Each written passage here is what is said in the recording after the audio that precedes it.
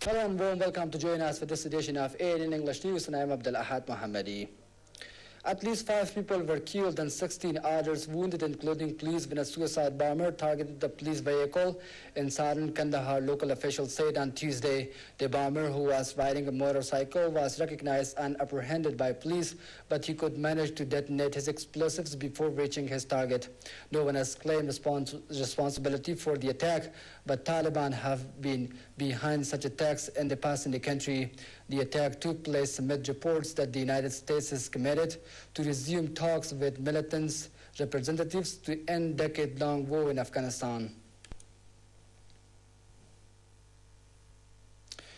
The United Nations welcomes actions by the Afghan government and civil society to ensure appropriately qualified commissioners are appointed to the Afghanistan Independent Human Rights Commission through a transparent and consultative process.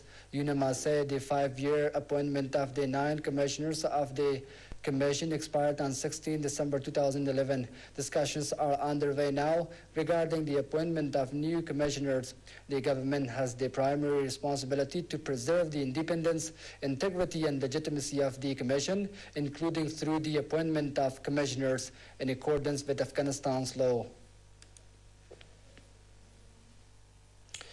Prominent Al-Qaeda and Afghan Taliban fighters asked Pakistani militants in a pair of rare meetings to set aside their differences and step up support for the battle against the U.S.-led forces in Afghanistan, militant commanders say. The meetings were held in Pakistan's tribal region in November and December at the request of the Afghan Taliban's Leadership Council. They could indicate that militants are struggling in Afghanistan, or conversely, that they want to make sure they hit U.S. forces hard as the Americans accelerate their withdrawal this year. That could give the Taliban additional leverage in any peace negotiations. A special 10-man police unit has been set up to hunt for the husband and others behind the torture of a 15-year-old, Sahar Gul official said. The Interior Ministry revealed that the unit was set up very recently under the supervision of the Baklan police force. Sahar Gul was left starving in a basement by her husband and in-laws. Police say that Sahar Gul had hair nails and clumps of hair pulled out. Health officials said her treatment is going well inside Afghanistan, but if necessary, she could be taken to India for further medical care. France says it is convinced Iran is developing nuclear weapons and should face stricter sanctions. Foreign Minister Alain Juppé said he had no doubt that Iran was pursuing the nuclear path. He urged EU countries to follow the US in implementing a freeze of Iranian central bank assets and an embargo on Iranian oil exports. Iran denies Western charges that it is trying to develop nuclear weapons and says its program is peaceful. Iran has maintained that it needs nuclear technology to generate electricity to meet growing domestic demand. Egyptians have started casting their ballots in the third and final round of the parliamentary elections. The final phase of the votes takes place over 2 days in 9 provinces of the country. 15 million eligible voters will choose who should take the 150 seats in the parliament. So far, the 2 main Islamic parties in Egypt have been handed the biggest share of the seats in the assembly during the past 2 rounds of the elections since a popular revolution ended ousted President Hosni Mubarak's 3-decade rule.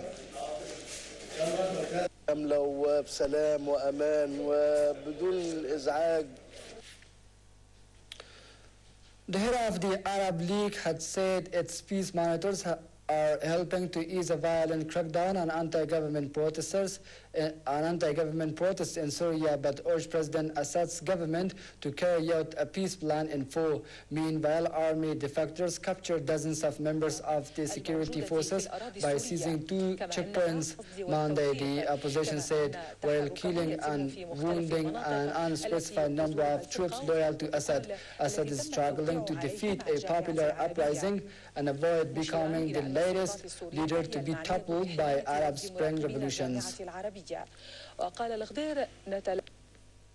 Tens of thousands of people have been protesting in Budapest over Hungary's controversial new constitution a day after it came into force.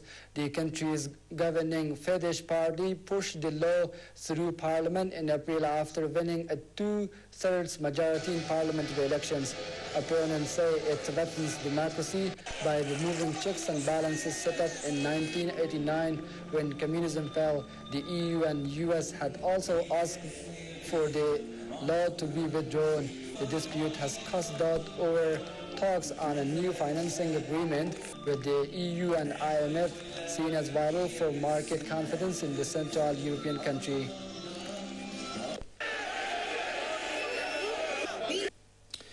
U.S. Republicans bidding to challenge President Barack Obama for the White House prepare for the Iowa caucuses, the first official test of 2012 campaign.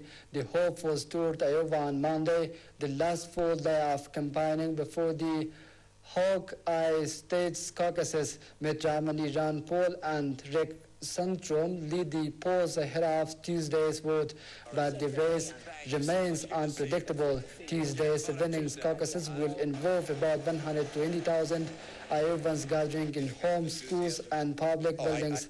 Iowa's ballot is the first contest to pick the Republican who will challenge Barack Obama for the White House. People can show up in different numbers than what the poll. And that's all for now. Thanks for being with us.